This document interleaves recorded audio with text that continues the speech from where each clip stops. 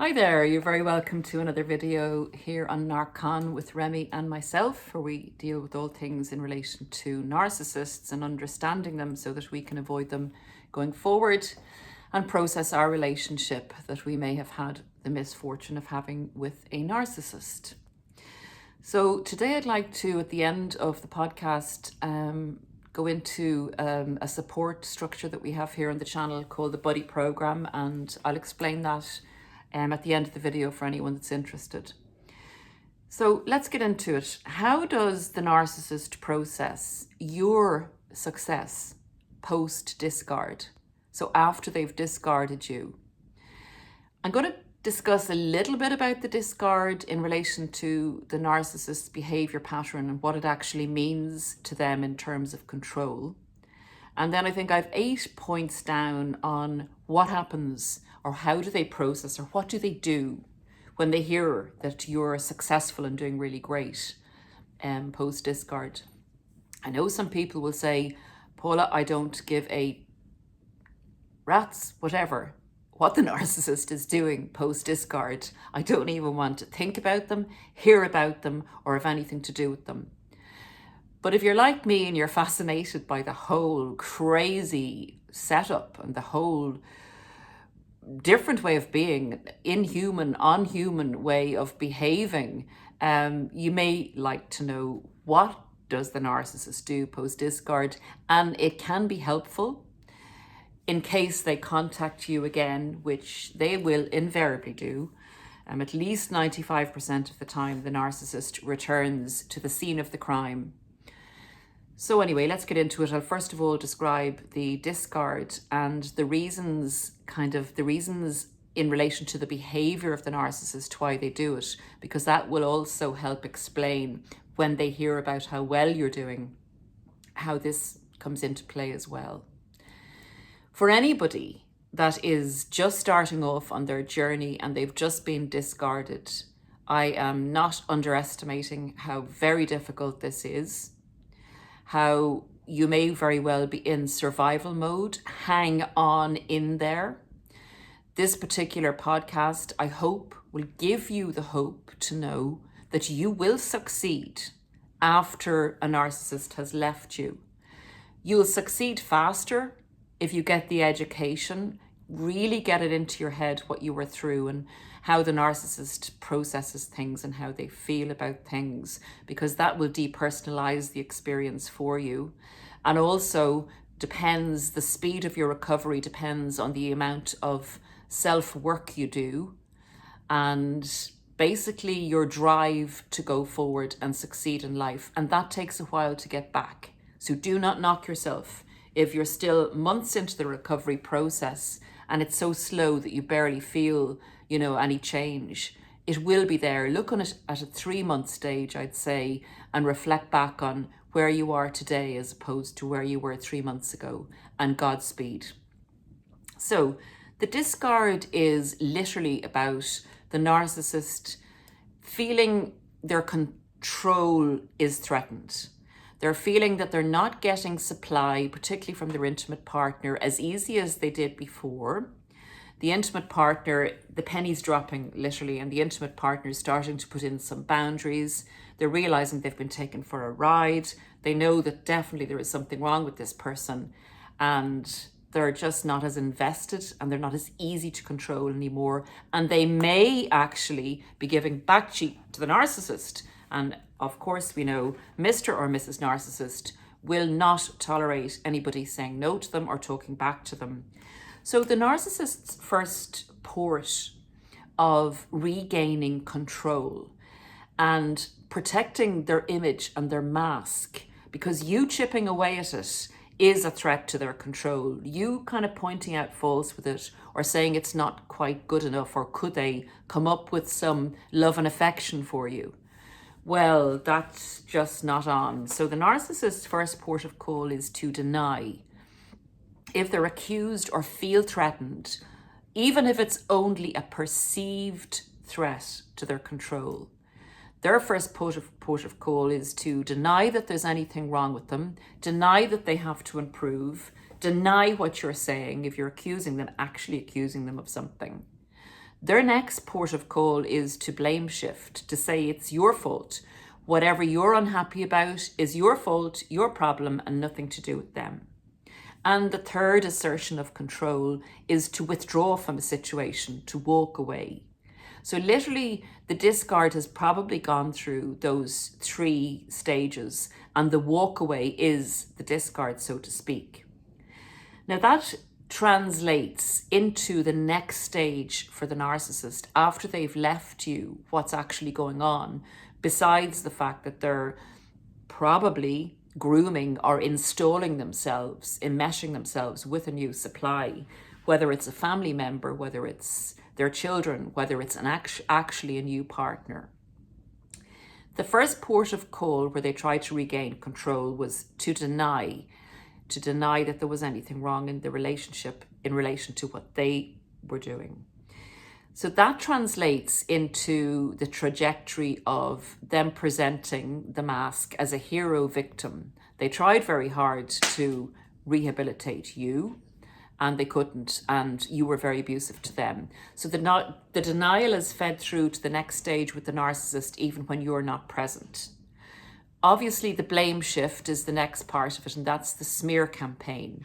So this behavior pattern translates from one level to the next level with the narcissist, just to give you a picture of where they are before we go into the dastardly news of your success when you're not meant to succeed after the narcissist has left you. The next thing is, the next stage was the withdrawal, and this is also going on, and this can escalate after they've left you into a blocking you, not answering emails, not providing closure, and literally blocking themselves off from anything you can say because they do not want to be accountable in any way. Their new fake reality is what they're driving themselves into, and the perception of you is going to be you're the failure. They know that you're going to be in pain. While they may not know what motivates their own behavior, some of them do, they know that their behavior has the same result in each relationship, whether it's familial, workplace, or intimate. So they know that it's going to take you a long time to recover from this relationship, and that empowers them. Disgusting as it is, that empowers them. So their expectation of you is that you're a failure, you're all the things that they said you were, you're, as some channels call it, you're definitely painted black, you're painted into the worst person on the earth, and all the problems in the whole world are caused by you and you alone. Nothing they did was wrong. So that's where they're at. They're expecting you to be suffering. They're expecting you to be now fully under control. They're expecting you to be wanting them back. And that elevates their sense of superiority and establishes 100% steel-like control in their mind, that they're the one that's wanted, you're the one that's in pain, black and white thinking, you're the loser, therefore they're the winner.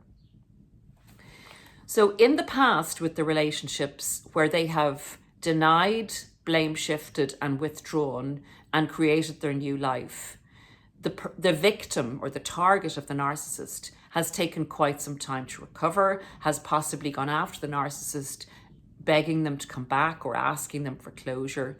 So the narcissist kind of is familiar with the fallout from the action they've taken in leaving you in a split second, out of left field, etc., and the cruelty of it. What they're not expecting is you to recover in any quick length of time, and they are most definitely after the annihilation of your character and the grooming of you to literally become a part of them, to subjugate yourself to their authority and rule. That takes quite some time for you to recover your psyche, for you to recover your equilibrium, to recover your self-esteem, and basically to figure out what the hell was that? What actually went down in that relationship to untangle the chaos of it, and to learn about narcissism, to learn about NPD, the narcissistic personality disorder, and then to make sense of what actually happened. So with all that being said, what do they do when they do hear about your success? And particularly if your success comes a lot quicker than they would anticipate or expect. Let's get into it. Number one, they hear about this success and they're incredulous. They try to invalidate your success by critiquing it to the bearer, the messenger of this news, or if they've seen it on social media or heard, read about it or whatever, to whoever is in the room or whoever is next in their presence. They will invalidate you and say, I don't believe a lot of that. I'd say a lot of that is total fabrication. I'd say they're doing that just to make themselves feel good.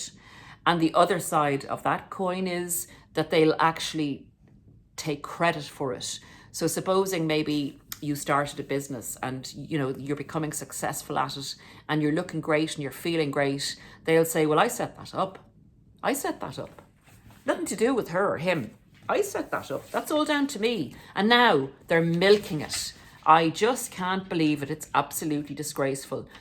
They'll make a mess of it anyway. It's not going to last. That's how they try and regain control over that particular news and then go on their way, unless somebody puts you in their face again, where they have to do something else to gain control over that terrible news, because that's not the way things are meant to go for the narcissist.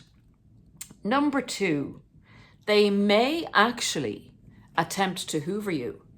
If they really hear that you're doing well, and then they know there's going to be some swandoulas or spondoulas or whatever you'd like to call money, dosh, they may try and re-engage with you in the relationship to go for another 2 months, 6 months, a year, however long it takes for them to benefit from your new good financial situation. So watch out for that one. Be very, very careful of a hoover when you start to be successful. It's nearly like clockwork, particularly if the narcissist has, say, spent 6 months with the new supply. That's usually their turnaround time when they start to criticize the new supply. And then if you pop up as, this kind of commercial megastar, or you happen to succeed in have a big break in your career, well, then you'll start to look pretty rosy to the narcissist again. And all your faults will be understood. The narcissist will be this good person who's prepared to give you another chance. Don't fall for that one, whatever you do. It happens like clockwork. Number three is, this is very much like plagiarism, copying somebody. So the narcissist sees or hears that you're doing good and they get all puffed up and think, oh, well, I'm doing better. Of course they're doing better. So what they'll do is they'll kind of launch their own personal PR campaign, and they'll whack on social media. They'll tell everyone, that they know. They'll polish the mask up, shine it up and say, well, I'm doing better. I'm very successful and I'm so happy with my new person and so glad to have gotten out of that relationship. So they'll literally try and do one better than you. Total, typical narcissistic behavior. Number 4, be careful, of course, of this one again. This is a different type of hoover. This is a hoover that I call the revenge hoover. They put a lot of effort into getting you back. And it may take some time because you may have been educated on this. You may be very successful at this stage and you may be pretty well recovered. So you're going to take a lot of work to get back. But remember, you're human. So the narcissist will put a lot of work in and will even say they're going to go to therapy, will even falsely take some of the blame and compromise and kowtow to the things you said, that the narcissist, could have improved on or was doing wrong towards the end of the relationship in the nicest possible way that you said it. they'll say, I think you may have a point. I think you may have a point. And they'll do whatever you want them to do, putting a lot of effort into getting you back. When they finally, if they finally, please God, they don't break you and you say, I'll give this guy or gal another chance. They do seem to be very genuine. Maybe I was wrong about them being a narcissist. Maybe I should get off YouTube and, what they're saying. And, your brain actually wants you to think that what you're hearing on YouTube and your narcissistic awareness education, this person isn't really, they have a few traits, but I don't think they're really a narcissist. Well, that is, that's like falling down the stairs. Be very, very, very careful, because this is what I call a revenge hoover. Well, they put a lot of work into getting you back. They'll stay with you about a week or 2 weeks or 3 weeks, enough for you to have gotten re-enmeshed with them, and then they are zoom off. So the whole focus of that was they could prove to themselves that they could get you back under control, and that they could get back into your head and your heart and your psyche, which would destabilize your success, and you find yourself on the floor again, going through the same recovery process, albeit hopefully not as painful when you go back and understand, yes, they're a narcissist. It still takes time to recover, and it'll still put a dent in your success. So be very, very careful of that one. If a person has treated you in an abysmal way before, and a lot of the light bulbs are going on when you're learning about NPD, be very, very, very careful about taking a person of that ilk back. They've shown you who they are. Most people with narcissistic traits like that don't really change. So that's the revenge hoover, and that's a disgusting hoover, and that's to destabilize you. Let's call it the destabilizing hoover. Number 5, they continue when they hear that you've, been very successful, and they're processing it. Number 5 is they continue to warn people about you. They kind of say, you're a fake, what you're saying isn't real. The product you're offering isn't real. Be very careful of that person. Don't get involved with them. It's a con. They're a fake person. Their business is fake. So they go around and escalate the smear campaign. And the more people they invalidate you to or put you down, the better and more in control they feel of the situation. So they feel that they've dealt with that threat to their control by hearing of your wonderful success, even after what you've been through with this individual. So yeah, that's a form of regaining control, going around telling people that you're fake and not to have anything to do with you. Number six is they will say that it's kind of like, I think it was number 2 or number 1, they'll take credit for what you are achieving and say that they set you up with that and that you've robbed their idea, you've robbed their business from them, and that you're the victim, that they're the victim, and that you're very abusive, and that you've stolen from them basically, and they're going to try to do your success down with that belief. And they actually believe it. They actually tell themselves a story and they make that into reality, just as their persona is fake, just as what they believe or who they believe they are, or who they get people to believe they are is fake. They can come up with an idea that appeases the sense of threat to their control and fully believe it. And that's the scary part, because they're very good at convincing people that this is the truth, because they actually believe it. They have to believe it. Their narcissism is set up to tell them a story that's not true. It's a fake reality. But they have to believe it so that the true self, wherever, or the tiny part of it that still exists, doesn't get to learn, to personally grow, or to take any accountability. So the true self is couched down and doesn't actually have an existence. This fake persona blocks any potential to personally grow from ever changing this soul within. Number 7 is they actually will attempt to derail your success by physically taking an action. So they will actually, I think we covered this in the podcast before, they'll actually report you or report your business totally falsely, or they'll attempt to make something bad happen for you so that the edge will be taken off your success. And that will be seen as a justified punishment, that after all you've done to them, after all the problems you caused them, you do not deserve to be getting off so lightly, and you need to be taken down a peg or two. And they justify whatever they do to you in that moment by actually physically contacting someone, taking some type of action that's going to upset you or cause problems for your success or your continued success. And the very last thing I have down here, guys, is if it's too much for them, if it's too much in their face, they may do all of these other things or some of these other things, but they may want to get out of here. They may want to leave the state, or they may want to leave the country. It's literally too much for them to face, particularly if you're all over the place. Maybe even you may be a little bit famous in your own community. They'll definitely withdraw.